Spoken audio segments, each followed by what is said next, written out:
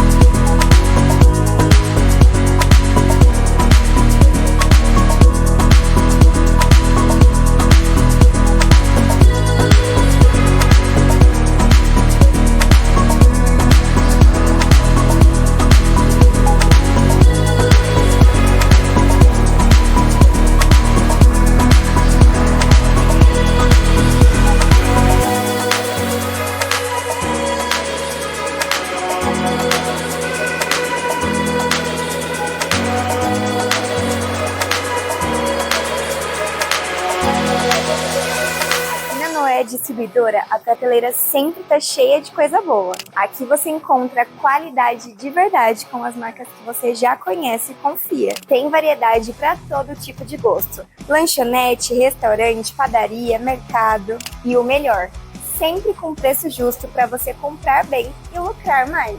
Qualidade e preço justo só podia ser na Noé. Não perde tempo e vem para a maior distribuidora do ABC.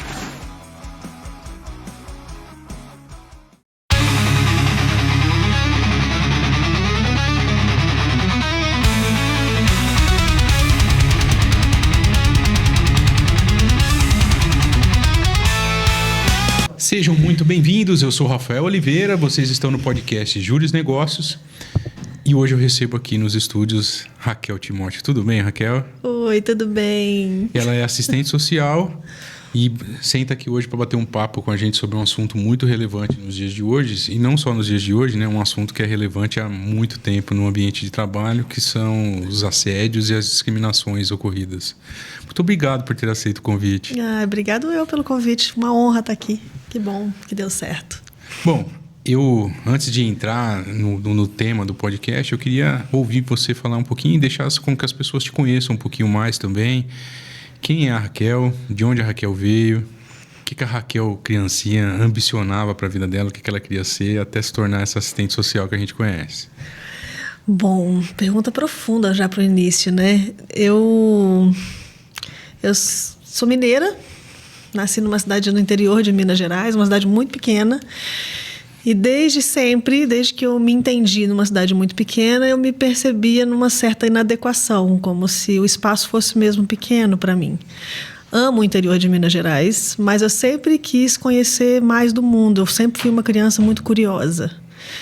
E é óbvio que com o passar do tempo e com a maturidade, essa curiosidade se transformou num ímpeto de questionamento muito grande. Então eu sempre fui de questionar muitas coisas que eram postas para mim, desde muito cedo. Então eu saio, né, na adolescência da cidade pequenininha, vou para uma cidade maior, ainda em Minas, onde eu me formo em serviço social. Depois que eu concluo a minha faculdade, é que eu venho para São Paulo e aí começo a trabalhar, né, pela primeira vez dentro da minha área, trabalhando com violências e violações de direito. Então, desde o início, foi esse meu objeto de trabalho. Quais foram a sua primeira experiência profissional? Não foi na sua área, então lá em Minas você chegou a trabalhar em outras áreas?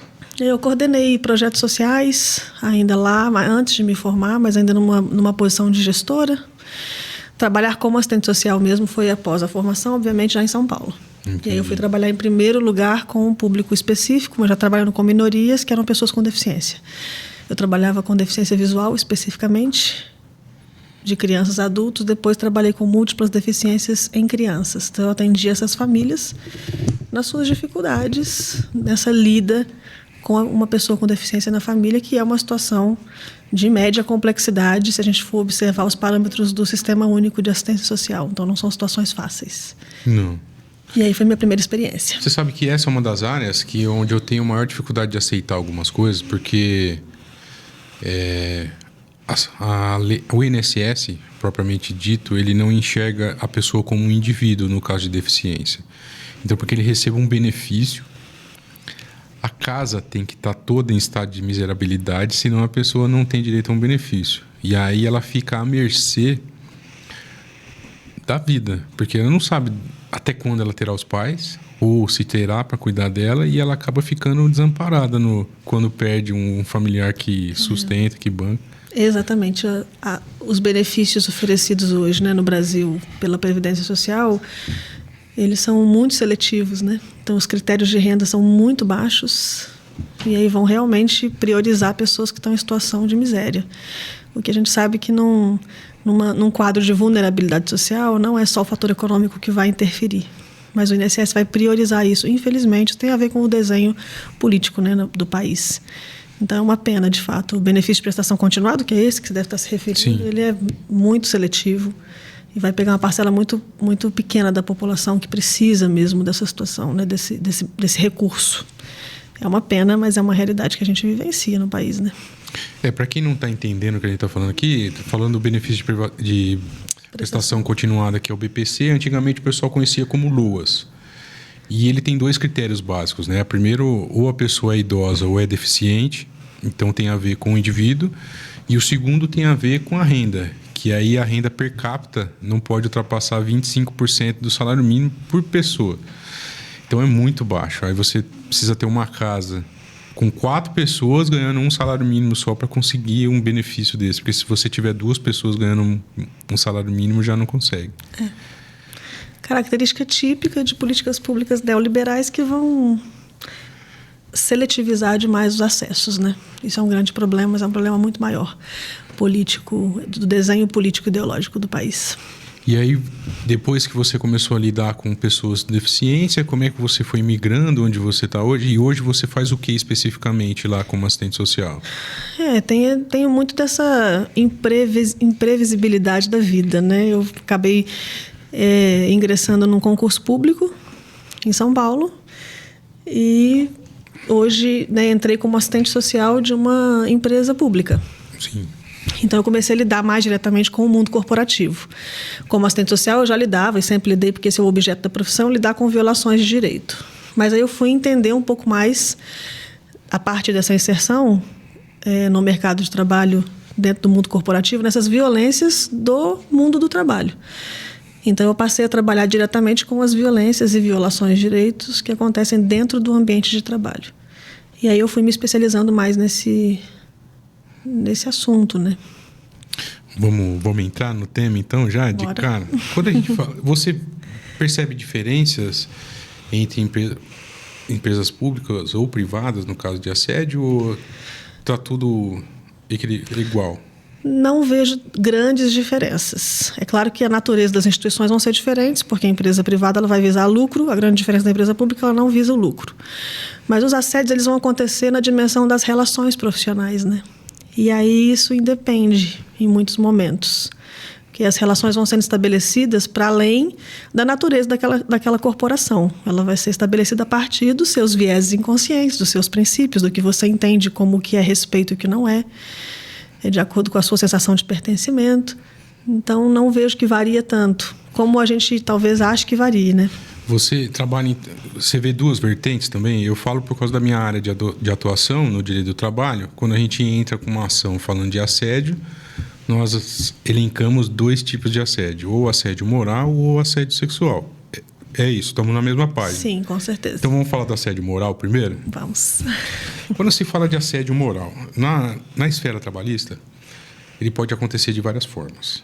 Mas um dos entendimentos dos juízes nos processos é que o assédio moral, especificamente, tem que partir de um superior hierárquico. Os juízes entendem que quem está em igualdade ali, teoricamente, não pratica esse tipo de assédio. Qual é o seu entendimento nesse ponto? E o que seria assédio moral? Você consegue definir para mim assédio moral? Sim, o assédio moral ele é qualquer conduta dentro do ambiente de trabalho que vai gerar algum tipo de constrangimento, exposição, humilhação, ação vexatória para um funcionário de um espaço corporativo, seja ele qual for. Então, obviamente que vai ter um caráter de subjetividade nesse conceito, né? Porque quando se trata de constrangimento, já estamos nos predispondo a pensar em subjetividades. Sim. Mas tem dados muito materiais, tem questões muito materiais no assédio, né? E ele não vai acontecer apenas de maneira vertical, como a gente diz, né? Vertical descendente, que é quando a chefia vai assediar os seus funcionários.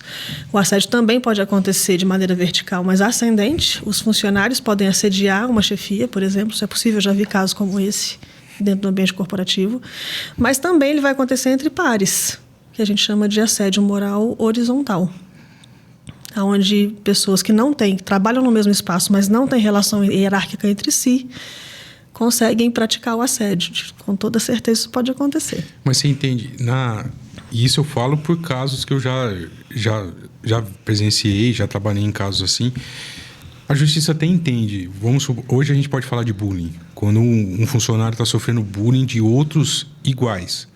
Só que o assédio, o juiz não entende que o assédio é praticado horizontalmente. Ele entende que o superior, por não coibir, aí é uma prática assediosa da empresa. Até porque a gente está falando de um processo trabalhista. Então, você não entra com um processo trabalhista contra o seu colega de trabalho. Você entra contra a empresa. Sim. Então, a visão, pelo menos no privado, é essa. De que, se está acontecendo isso, a empresa tem por obrigação coibir esse tipo de atitude dos demais funcionários. E quando ela não faz, ela está contribuindo para o assédio. É por isso que o assédio ele é visto como uma violação de direitos. E aí, portanto, matéria de trabalho do serviço social, especificamente. Porque é direito de qualquer trabalhador que ele tenha acesso a um ambiente de trabalho saudável. Sim. Onde seja permitido que ele trabalhe, né? Então, a empresa tem que ser responsabilizada e os gestores, por omissão, também podem ser responsabilizados. Mas acontece, eu já vi determinações judiciais, inclusive, de juízes que têm uma visão um pouco diferente dessa, que eles vão compreender o assédio acontecendo de maneira horizontal ou quando a relação hierárquica é inversa. Né? Por exemplo, um subordinado que pode assediar a sua chefia. É claro que isso são exceções, porque a maior parte dos casos, percentualmente, vão acontecer de chefia para subordinado. Ainda é essa realidade nacional. E também na minha realidade de trabalho. Né? O que eu vejo mais acontecendo no dia a dia da empresa são chefias assediando os seus subordinados. Isso é um assunto muito quente para mim, porque as pessoas me procuram muito para entrar com a rescisão indireta. Não sei se você já ouviu falar da rescisão indireta, que é quando o funcionário dá justa causa no patrão, né? Então, quando há um descumprimento das cláusulas contratuais e você entra com uma ação como se você fosse dispensado recebendo todos os seus direitos, como se demitido fosse. Então, o meu patrão deixa de cumprir os deveres dele, por isso eu vou rescindir o contrato e ele vai ser obrigado a me pagar como se ele estivesse me dispensando. E a gente tem coisas práticas, que são os descumprimentos das cláusulas contratuais. Então, atrasos salariais, atrasos nos benefícios. Então, tem muito caso de trabalhador que não recebe o vale-transporte, por exemplo. Ele não tem como trabalhar. E aí ele fica nessa, né? Às vezes não tem depósito do Fundo de Garantia, do INSS, um monte de coisa. E agora, o segundo ponto é realmente o assédio. E aí, nesse assédio, entra excesso de rigor, entra... carga de trabalho muito alta. Metas inalcançáveis. Tratamento diferenciado entre os funcionários. Várias coisas. E você presencia isso também no setor público? Sim, com certeza. Inclusive situações de isolamento de alguns funcionários, por exemplo. O isolamento ele é uma característica assediosa que poucas pessoas sabem. que é quando o gestor acaba isolando, até convites para almoço, por exemplo, que a equipe às vezes combina e uma pessoa fica de fora. Isso também pode se caracterizar assédio, obviamente, se estiver num pacote maior, né? Porque o assédio ele precisa ser reiterado, né? Tem que ser condutas repetidas. Apenas uma conduta não caracterizaria. E isso acontece muito no ambiente público também, porque é o que eu disse, tem a ver com as relações de trabalho, não necessariamente com a natureza da instituição, mas é a partir das relações que o assédio acontece. Então, acho que um desafio super importante, assim, quando a gente pensa em assédio, é falar sobre a dificuldade que as pessoas ainda têm hoje de nomear corretamente o que é assédio e o que não é. Eu, como faço treinamento com gestores, eu ouço muito esse tipo de pergunta. Então, quer dizer que a partir de hoje eu não posso mais cobrar trabalho da minha equipe? Não é isso, obviamente. Pelo contrário, cobrar que um serviço seja feito é prerrogativa de uma chefia, de uma liderança. A questão é na maneira que isso é feito. A questão é até que ponto você toca em lugares sensíveis, no sentido de, por exemplo, estabelecer metas que nunca serão atingidas, ou praticar isolamento dentro da equipe de trabalho com um funcionário específico. Então, nomear é muito importante. No caso do assédio sexual, por exemplo, ainda mais complexa essa discussão, porque muitas vezes mulheres que são maioria nos casos de assédio sexual no ambiente corporativo, elas vão demorar para entender o assédio sexual, porque ela vai achar que é um elogio ou que é uma brincadeira. No caso do assédio moral também isso acontece. Foi só uma piada. E é importante que as pessoas entendam, principalmente gestores, já que percentualmente eles são a maioria dos assediadores, entendam que o ambiente de trabalho ele ainda é um ambiente que exige seriedade. Sim. Nós não estamos lidando no ambiente de trabalho com um churrasco de fim de semana. Ali é um ambiente que exige certa seriedade. Então, ao invés de fazer elogios, por exemplo, no caso do assédio sexual, fazer elogios à roupa que aquela mulher está vestindo, por que não fazer o elogio ao trabalho que ela desempenha? As empresas que no seu regulamento interno já colocam que os funcionários não podem se relacionar amorosamente, o que você pensa a respeito disso? Eu penso que o Conselho Nacional de Justiça já traçou uma boa diretriz para que as corporações se adequem, onde não há uma proibição de relacionamentos amorosos em ambientes de trabalho. Acho que seria um controle muito grande evitar esse tipo de relação. O próprio Conselho Nacional de Justiça já traz isso. Então, entendendo isso como um consenso, acho que é importante, para além de pensar nessa proibição das relações, no que pode balizar essas relações. E não só as relações amorosas, mas nem sempre, uma coisa interessante de se pensar é que o assédio sexual, por exemplo, ele nem sempre vai estar vinculado com o desejo do assediador pela vítima. Mas, principalmente, numa cultura como a nossa, sexista como a nossa, o assédio sexual ele vai acontecer, na maioria das vezes, numa perspectiva do poder e não do desejo.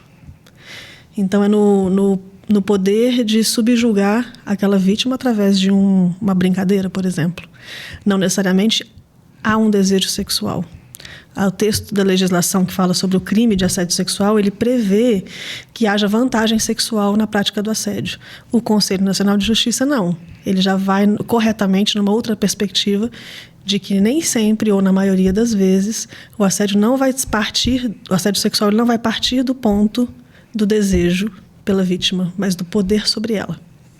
E aí, na nossa cultura, é muito comum que mulheres, por exemplo, não consigam externar o seu desconforto, porque mulheres, historicamente, desempenham esse papel e são socializadas para isso, para evitar o conflito, para serem apaziguadoras, para serem simpáticas.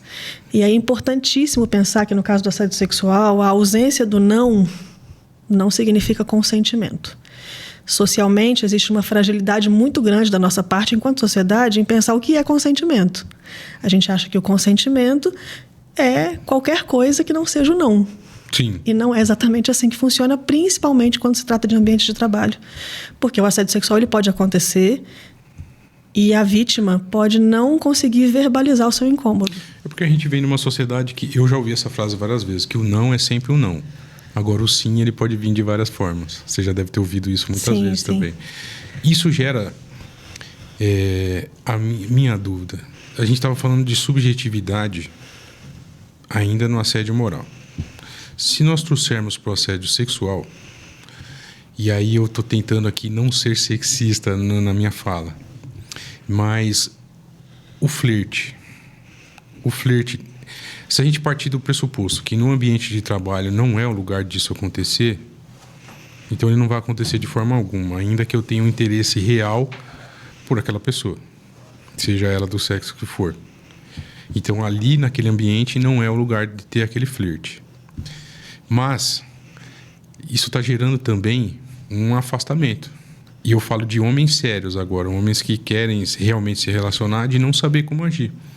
Então eu trabalho com alguém, eu tenho interesse naquela pessoa, mas eu não sei nem como chegar agora, entendeu? Então aí eu falo assim, eu não vou elogiar você agora nem nada, mas a gente pode sair para jantar? Você tem interesse em sair para conversar comigo? Isso já é assedioso? Porque depende. Para uma mulher pode não ser, para outra mulher pode ser que seja. Não é assedioso, de forma geral. Até porque o convite ele vai ter que ser um convite insistente. O que eu dou sempre a dica nos treinamentos e formações que eu faço com funcionários de empresas e lideranças é, se você tiver com interesse, de fato, para um flerte com alguém, tenha certeza de um sim inequívoco. E sabemos, toda mulher, por exemplo, vai saber quando é um flerte e quando é um assédio. A gente consegue identificar isso, principalmente se você tem um letramento de gênero para poder nomear corretamente. Quando há um constrangimento, é possível, facilmente você conseguir identificar que não há uma resposta àquele flerte.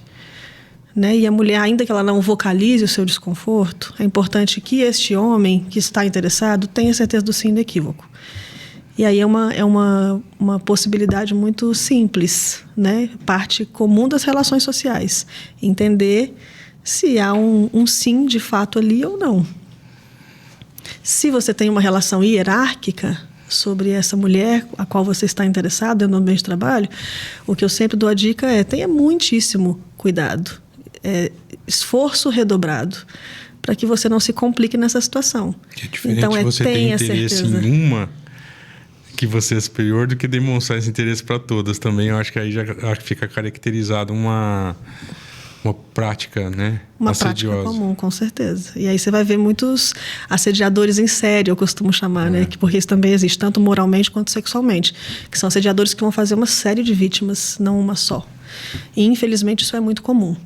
Na verdade, eu posso dizer que dificilmente um assediador moral ou sexual, ele tem uma vítima apenas. Então, não é tão difícil de você conseguir identificar o assédio se você tiver um olhar específico para esse caso. Vamos voltar um pouquinho no assédio moral e falar um pouquinho do assédio moral institucional, aquele que práticas de empresa, porque eu já presenciei coisas que independem de um indivíduo, alguém sendo assedioso no tratar com o funcionário, mas a própria empresa ter como política práticas que podem ser consideradas assediosas. Eu lembro de ter entrado com uma ação para 3 funcionárias que trabalhavam naqueles guichês do metrô, que ficavam lá só com um ticket, aquele guichê todo fechado, que elas não podiam sair para ir ao banheiro. Uhum. Elas tinham que trocar de absorvente dentro da cabine, porque não tinha ninguém para rendê-las. Nossa. Isso é uma coisa, você não tem alguém para você identificar, é uma empresa que é assediosa. Você já presenciou esse tipo de situação também? Ou empresas que mandam o funcionário trabalhar... Quer ver um exemplo? Eu já peguei uma ação de um funcionário que trabalhava para... Ele ficava monitorando radar eletrônico. Uhum. E normalmente fica no meio da estrada, não tem banheiro. Ele não tem onde almoçar, ele não tem banheiro. Se ele quiser, ele tem que usar o mato, propriamente dito. Você já lidou com esse tipo de situação também? Já ouvi muitos relatos parecidos, né? A grande questão é que os ambientes corporativos, eles acabam ficando permeados de perversidades nas relações humanas, né? E perde-se muito, se distancia muito do que é a relação humana, e é quando os assédios vão acontecendo. E essas negligências também de superiores, de alta gestão, vão propiciando terrenos ainda mais férteis para o assédio. O que eu acho que é ainda mais comum do que isso, né, puxando um pouco para esse lado, é o quanto que os assédios eles vão acontecendo por causa de questões que a gente traz culturalmente como bagagem. Então, por exemplo, quando eu atendi um caso de assédio uma vez, onde pares de trabalho, né, não eram pessoas que tinham relações hierárquicas entre elas, mas onde o assédio acontecia de maneira muito clara. Toda vez que a pessoa responsável pela limpeza chegava no escritório, um auxiliar administrativo que não tinha diferença salarial sobre essa pessoa da limpeza, era um cargo baixo, e hierarquicamente ela jogava papel no chão, só para ter certeza de que a pessoa da limpeza abaixaria quando estivesse perto dela.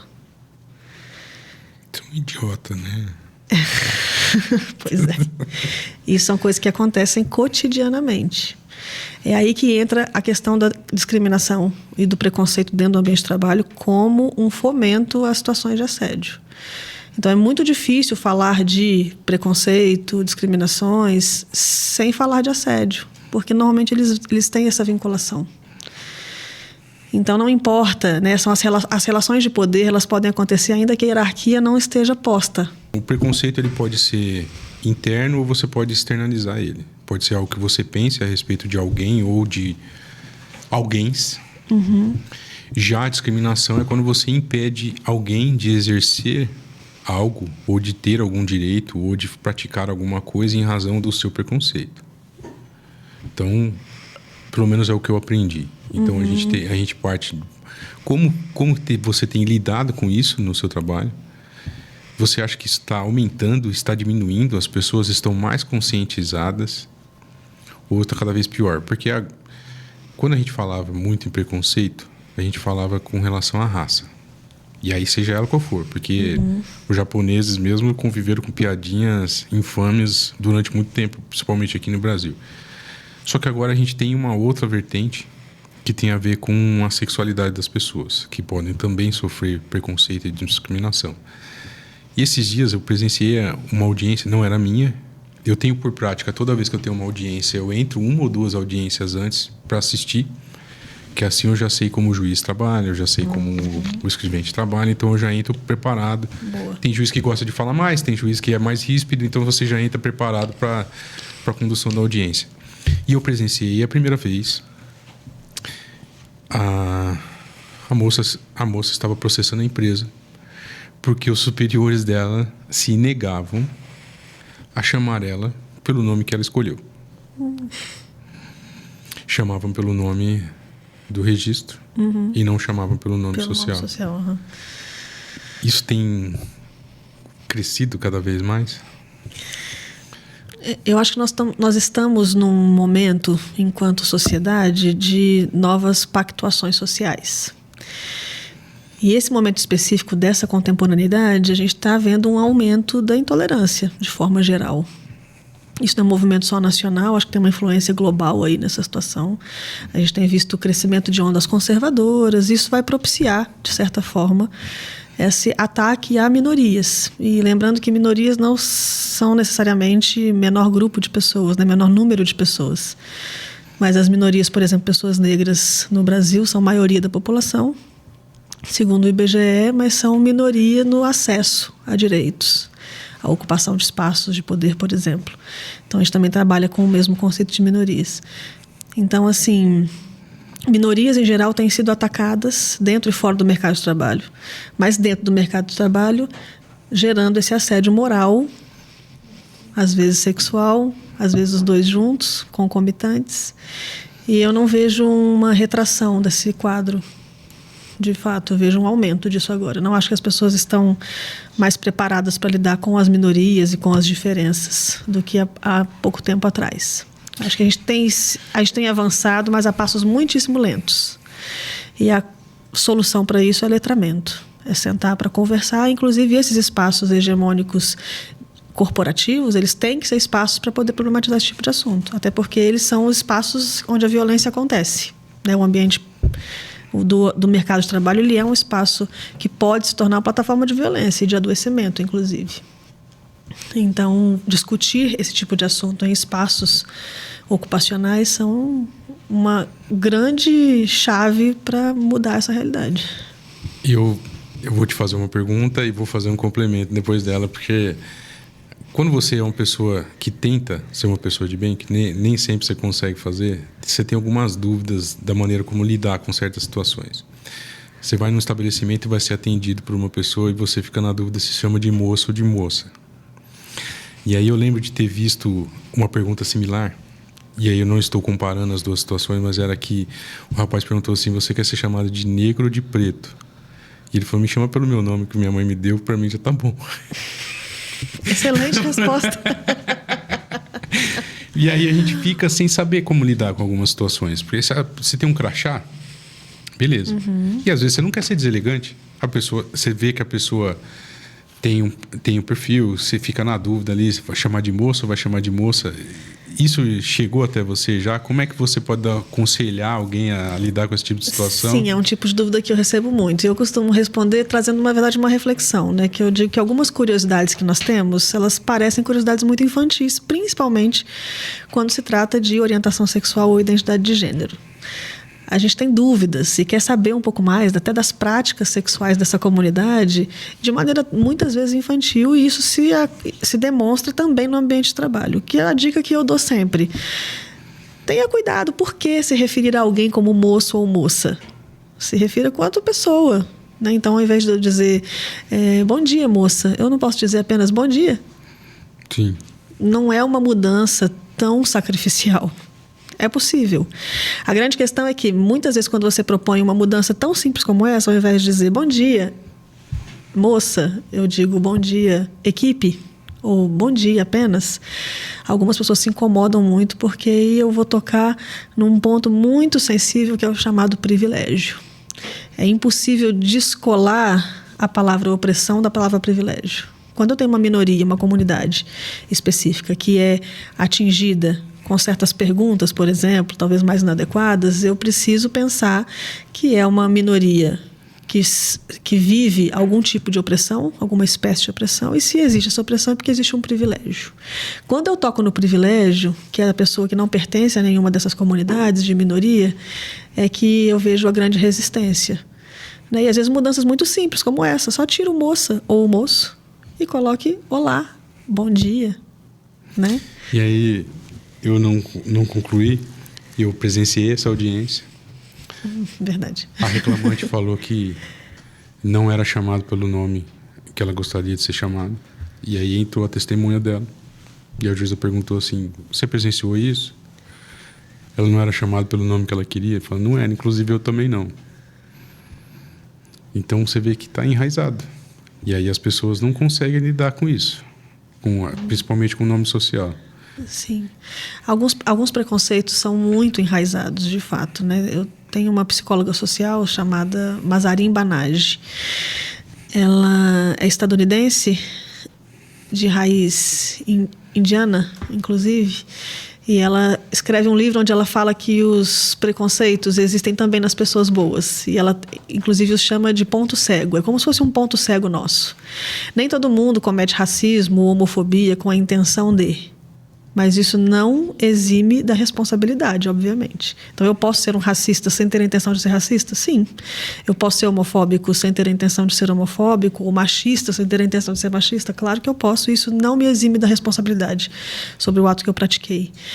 Mas é interessante pensar que, muitas vezes, a gente faz isso por causa de um viés inconsciente, que é o que essa psicóloga social traz. Ela traz esse conceito do viés inconsciente no sentido de que são bagagens que a gente traz ao longo da vida, que vão gerar alguns disparos associativos. Então, sem querer, naquela situação, aquilo dispara em mim.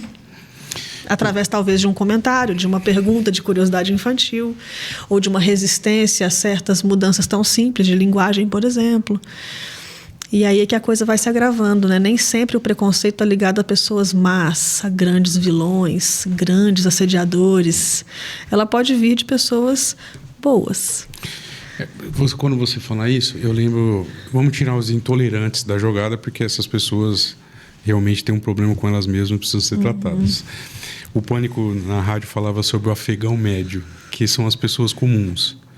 Você acha... E aí eu guardo eu ouvia muito o Pânico na rádio, então eu guardo muito esse tema, o afegão médio. Você acha que as pessoas comuns, elas precisam de mais tempo para se adaptar a essa nova realidade da sociedade?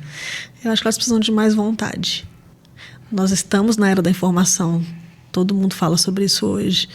Não custa nada que você busque a informação. É abrir o seu computador, dar um Google, para entender o que é o letramento racial, por exemplo. A gente hoje tem acesso a essa informação. A gente, às vezes, projeta muito que alguma pessoa negra, por exemplo, me explique o que é racismo e como eu devo me comportar frente a uma pessoa negra. E eu não preciso tratar qualquer pessoa negra como alguém que vai ser o meu guru de como ser antirracista. Então, eu acho que falta essa vontade. Até que ponto eu preciso esperar que a informação chegue até mim e eu preciso tomar essa iniciativa, principalmente se eu sou uma pessoa que ocupa lugares de privilégio. Então, se eu sou uma pessoa branca, por exemplo, frente ao racismo, eu exerço um papel privilegiado, porque eu, enquanto mulher branca, por exemplo, eu não sofro racismo, nunca sofri. Então, meu lugar de fala, ele não é de quem sofre o racismo, Sim. mas é de quem teve que estudar muito sobre isso para entender a perversidade desse sistema de opressão. E a partir daí, dessa iniciativa de estudar, é que eu vou adequando os meus pensamentos, os meus vieses inconscientes, as minhas posturas, opiniões, para tentar ser o mais equânime possível e, a partir daí, antirracista. Mas falta essa vontade de sair do lugar do privilégio. Tá. E você acha que a pessoa que sofre outro tipo de discriminação na vida, ela consegue enxergar isso de maneira mais fácil? A vítima, você diz? E você fala assim, você nunca sofreu discriminação racial porque você falou que você é branca, então você não sofreu isso. Mas ao longo da sua vida você deve ter sofrido outro tipo de discriminação. Seja ele uma discriminação sexista, seja uma discriminação aqui e ali. E eu já sofri... Na época ninguém achava que era bullying, mas era por conta da aparência, por sobrepeso e tal. Você acha que a gente consegue entender mais ou menos do que se trata ou não tem nada a ver? Cada um é uma dor diferente? Bom, as dores são completamente diferentes, de fato. Mas quando você sofre uma violência ou consegue nomear isso enquanto violência, porque tem essa questão, né? Eu nunca sofri uma violência racial. Nunca sofri racismo porque eu sou uma mulher branca, mas como mulher eu já sofri com machismo, inevitavelmente. Mas eu também levei um tempo até conseguir nomear corretamente que o que eu sofri era uma violência. Então, na maior parte da minha vida, eu entendia que quando eu atravessava a rua e algum homem completamente desconhecido chegava muito perto do meu corpo e dizia para mim o que naquele momento eu chamava de um elogio, eu demorei para entender que aquilo não era um elogio. Que, inclusive, no Brasil, poucas pessoas sabem, mas desde 2018 isso se chama importunação sexual. Então, foi um longo período e muita vontade de conseguir entender aquilo, entender e nomear o meu desconforto. Eu sabia que eu me sentia constrangida com aqueles comentários que eu recebia na rua, mas eu ainda me referia àquilo como um elogio. Chegava em casa, não comentava com ninguém da violência que eu sofri. Então, nomear bem as coisas que a gente vive faz muito sentido e faz toda a diferença. Quando eu consigo me distanciar do lugar do elogio e me aproximar do lugar da violência, eu consigo ter muito mais consciência sobre isso. E aí talvez seja um caminho para algumas pessoas de entender melhor outros tipos de violências que não são as minhas. Eu não preciso ser uma pessoa negra para poder lutar contra o racismo, por exemplo, para ser um antirracista. Eu posso muito bem me apropriar disso e implementar uma conduta diferente na minha própria vida, diversificar minhas redes relacionais, por exemplo, começar a ler mais autores negros. Isso é uma pergunta que eu sempre faço, né? Como é que a gente fala que é antirracista ou que não é racista, se quando eu faço perguntas como, por exemplo, quantos autores negros você leu esse ano? Quantos filmes com protagonistas negros você assistiu esse ano no cinema? Ou quantos candidatos negros você votou nas últimas eleições? E aí, quando eu tenho um silêncio absoluto frente a essas perguntas, é quando a gente consegue ter a consciência de que há uma disparidade aí. E ela pode ser inconsciente. As minhas escolhas vão sendo direcionadas a partir da cultura que me moldou. E é só a partir da consciência disso é que eu consigo mudar essa realidade. Bom, que dica você pode dar? Aqui eu entrevisto bastante empresários, bastante empreendedores. Para quem está começando uma empresa ou para quem quer garantir que o ambiente seja um ambiente saudável, como você disse no começo. De forma prática, por onde eu começo? Quais práticas eu devo adotar na minha empresa para que a minha empresa com certeza não seja uma empresa assediadora ou discriminatória? Eu acho que o primeiro passo é você buscar letramento. racial, de gênero, entender o que são assédios, entender a sua postura enquanto liderança, o quanto ela influencia, porque a gente está falando de um cascateamento de informações. Se você quer ser um empresário, ou está montando uma empresa agora, ou é uma liderança de uma empresa, é importantíssimo que você entenda o nível de influência que você tem sobre quem chega depois. É o esforço individual de poder buscar informação para conseguir fazer uma gestão da maneira mais diversa possível, priorizando diversidades, porque isso é uma coisa importante. A gente tem o hábito natural de contratar, por exemplo, pessoas que são iguais a nós. Se você tem um currículo, você precisa estar entre duas pessoas e tem alguém aqui que se formou na mesma universidade que você, é natural que você priorize essa pessoa, mesmo que as competências técnicas sejam as mesmas. A gente sempre vai procurar um par, um igual, alguém que você consiga ter uma noção de pertencimento um pouco maior. Quando a gente tem letramento e consegue entender a diversidade como uma riqueza dentro de uma organização, você começa a priorizar outros perfis que não são os seus. Então, você começa, se você é uma pessoa branca, você começa a priorizar talvez pessoas negras na contratação, o que não quer dizer que é uma disputa por competência. Você não vai contratar uma pessoa que não tem a competência que você precisa. Você vai, sim, analisar as competências, mas tendo 2 candidatos, um negro, um branco, por que não priorizar a pessoa negra nesse momento? Isso só vai acontecer se você tiver uma abertura para essa diversidade, entender isso de maneira a valorizar essa diversidade. E aí sim você vai criar uma cultura corporativa que não só valorize, mas que priorize e que esteja aberto ao diálogo. Isso é uma coisa importante. Dialogar é a melhor maneira de se criar uma cultura corporativa que valorize mais a diversidade. Então, propor espaços de discussão sobre isso e, como gestor, é aprofundar nesse assunto para que você consiga gerir diversidade da melhor maneira. E como esse assistente social se tornou professora? Como que entrou a magistratura e essa é a questão na sua vida? Eu nunca me afastei, assim, eu sempre, é como se eu fui destinada para a educação de alguma forma, né? E o serviço social tem um perfil educativo, dependendo do espaço que você estiver, até muita possibilidade para isso. E eu acabei encontrando esse espaço, né? Dentro do mundo corporativo, as formações, treinamentos são uma prática comum. E eu, através desses espaços de educação, eu já fui exercendo esse perfil educacional que eu sempre tive. O ensino é uma coisa que me encanta muito, a educação me encanta muito. E aí surgiu a oportunidade de estar na sala de aula, de dar aula para graduação, e eu sempre gostei muito, já tive 2 experiências com isso. E para mim é muito prazeroso, porque para mim o espaço de troca de conhecimento é muito rico, sempre muito rico. E você leciona quais matérias? Já lecionei disciplinas do conteúdo básico de ciências sociais para cursos de saúde. Então, para cursos de psicologia, de odonto, enfermagem, eu dava as disciplinas básicas como antropologia, sociologia, psicologia social, filosofia. E para as pessoas, agora a gente está caminhando para o final, e eu vi que você lançou agora uma página nova no Instagram, que é Raquel Timóteo Educação. Raquel Timóteo Educação, assim mesmo. E como é que as pessoas podem esperar nessa? Aproveita, passa o seu @ aqui pro pessoal, olha para a câmera aqui, chama as pessoas para te seguirem, fala o que elas podem esperar da sua página. O @ Raquel Timóteo Educação, ele vai oferecer espaços de reflexão sobre violências, principalmente dentro do ambiente de trabalho, mas não só nele, que tem a ver com essas minorias, tanto políticas quanto numéricas.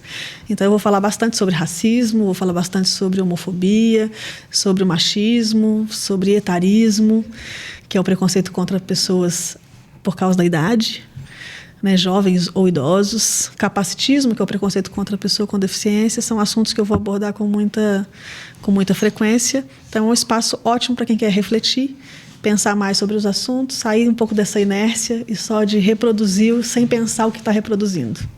Muito legal.